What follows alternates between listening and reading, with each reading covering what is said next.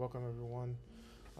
This is a new series I am going to try to do as often as I level Hero of the Months.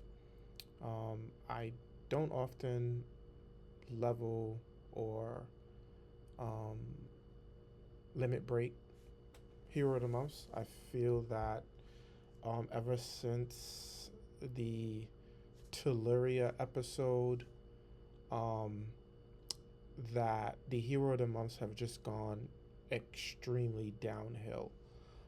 I can probably tell you that I've leveled maybe two Hero of the Months, maybe in one, and I don't remember the green one that came out probably within the last um, 3 or 4 Hero of the Months.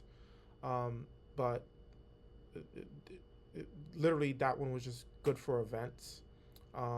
At the time, it had the soul connected ability. So I took that hero to 370, and I know a few people were like, oh, you could take it all the way up just to get a little bit more damage and stuff for events. And I was just like, not worth putting tonics and all the other stuff into it. So I just left it at 370. I use it sparingly, just and specifically just for events. But this video is mainly about May.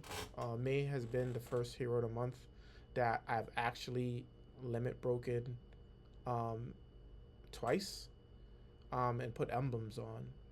And when I had originally reviewed her card, I thought she was an excellent hero for the hero of the month.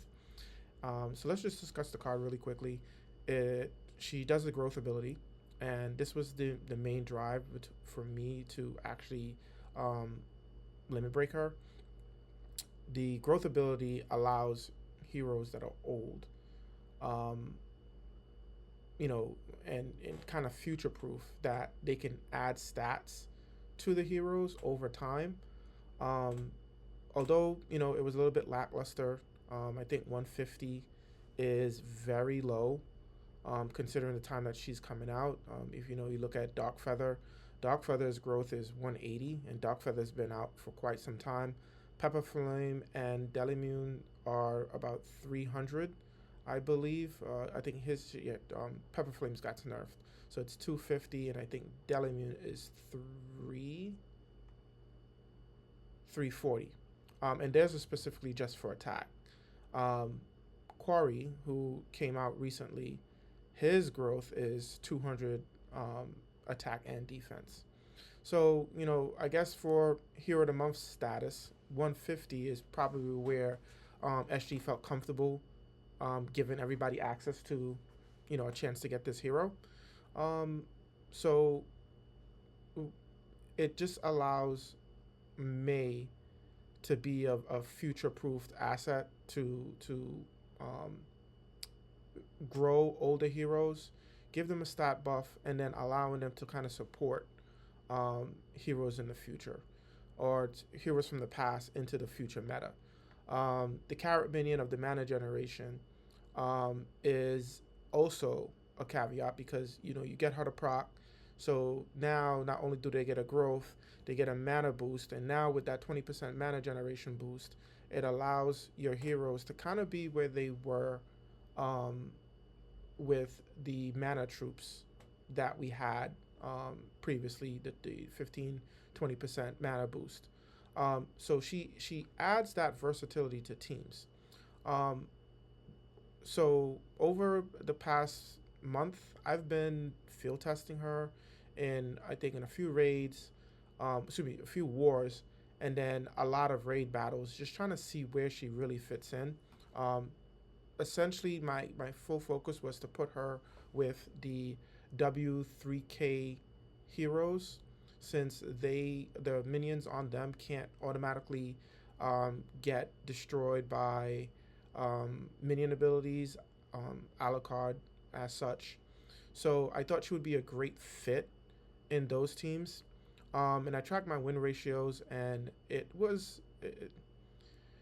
going against the current meta of heroes with the Fergus and Bernie tanks.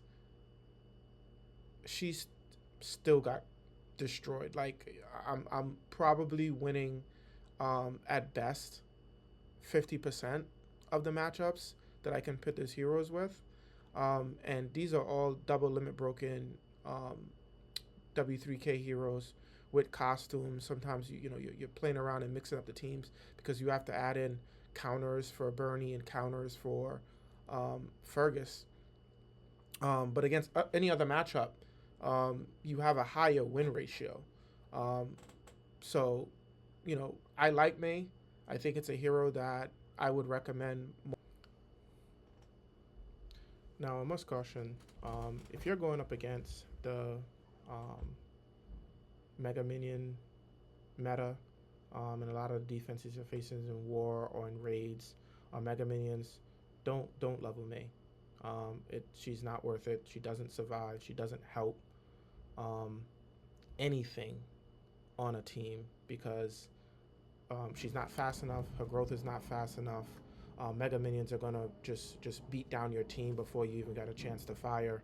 The W3K heroes outside of their event where they get a bit of a stat boost, um, you know, even with their costumes, their time has come and really gone.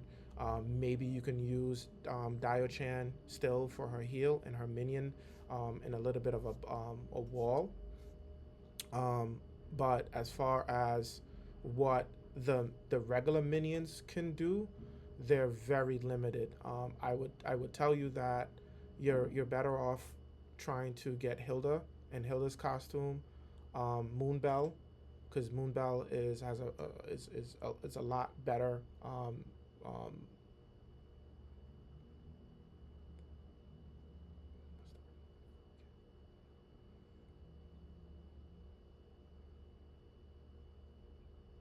Moonbell is a much better support unit um, than May because he's going to reduce damage but and give you a much bigger mana generation buff.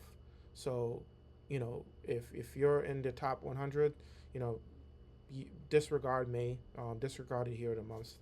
They're just not good for that level of playing. But if you're in the 150 under sub 100, 150 and below, yeah, I think May will be an excellent hero for the cheap to play and the free to play market because what she can do with those defenses that you're going to see where it's probably only one mega minion on the team. She's going to be able to use a team where it's her, Dark Feather, some W3K heroes or some other heroes as in the mix, and just buff, and you can go.